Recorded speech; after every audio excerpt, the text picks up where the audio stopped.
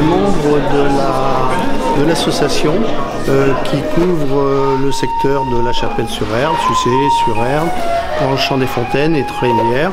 Et on s'occupe sur ce secteur de tout ce qui concerne le don du sang bénévole. Donc on s'occupe de tout organiser pour recevoir les donneurs de sang bénévoles. Les locations de salles, la mise en place du matériel, la collation, voilà, l'affichage, tout ce qui concerne la réception des donneurs de sang bénévoles. C'est une journée un petit peu spéciale pour nous puisque à la fin de la semaine, on aura le congrès national des donneurs de sang bénévoles au Palais des Congrès à Nantes et on va recevoir 1200 personnes environ. Et c'est un congrès national qui se fait tous les 2 ans.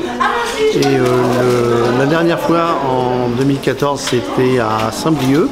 Et on fait traditionnellement un parcours d'une flamme, du don du sang, comme la flamme olympique en fait. Et cette flamme est partie de Saint-Brieuc déjà depuis quelques jours.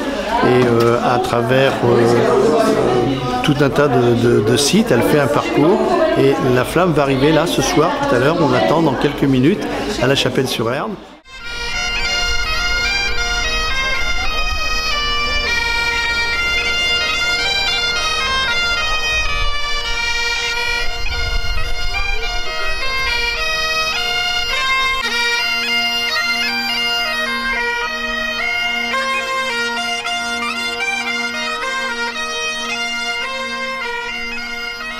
Globalement, oui, le sang, quand il est pris, il est traité.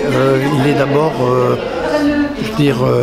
inspecté. Hein. On va vérifier que le sang il est compatible, qu'on peut le donner sans danger, qu'il ne porte pas de germes à l'intérieur. Et ensuite, on va l'utiliser de différentes façons. On peut l'utiliser ne serait-ce qu'en transfusion classique. Et il y a des interventions qui demandent énormément de sang, comme l'orthopédie par exemple, c'est une spécialité chirurgicale qui demande beaucoup de sang. Dans les accouchements, de temps en temps, on a besoin de beaucoup de sang.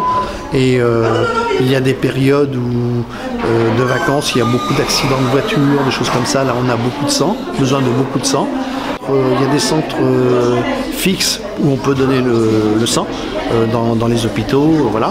Et il y a aussi tout autour, dans toute la France, il y a des sites ambulants. Et c'est un petit peu ce que l'on fait dans cette salle, effectivement. On fait ça 5-6 fois par an.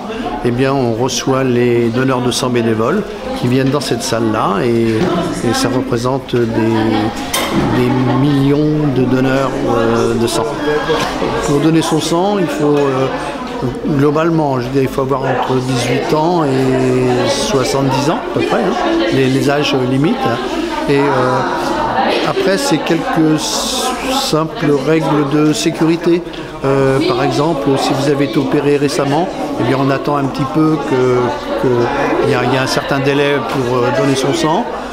Un exemple, si on se fait faire un piercing ou des boucles d'oreilles, eh bien, il faut attendre 3 ou 4 mois avant de donner son sang. Tout ça, ce sont des mesures de sécurité. Mais quand on va donner son sang, on rentre dans une salle et il y a un tableau qui indique les causes qui sont possibles d'adjournement où on ne peut pas donner son sang. Voilà. Il y a un site internet qui est la Fédération française du donneur de sang bénévole. Il y a aussi plein de pages Facebook qui reprennent les informations. Et là, on a très facilement les calendriers des endroits où on peut aller donner et à quelle date. Hein. Il y a vraiment, quand on veut donner son sang, c'est d'une simplicité enfantine. Moi, si ça pouvait encourager les gens à donner leur sang, c'est le but de l'opération ce soir. Et ce soir, on fait une petite fête avec un sketch humoristique. C'est pour remercier tous les donneurs de sang bénévoles qui viennent habituellement. Il y a des habitués qui viennent tout le temps.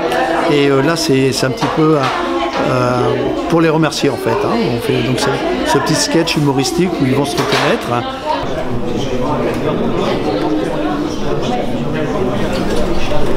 Bonjour, ça va? La forme? Allez-y, asseyez-vous. Alors, comment ça va? Ça va. Alors, je vous explique, le don du sang, c'est un acte médical très important. C'est pour ça que je vais vous poser quelques questions sur vos antécédents familiaux. Pardon? Sur vos parents, il y a des problèmes de santé? Non. Sur vos grands-parents? Non plus, ils vont bien. Sur vos arrière-grands-parents? Ils sont morts. Oula, c'est pas très bon ça.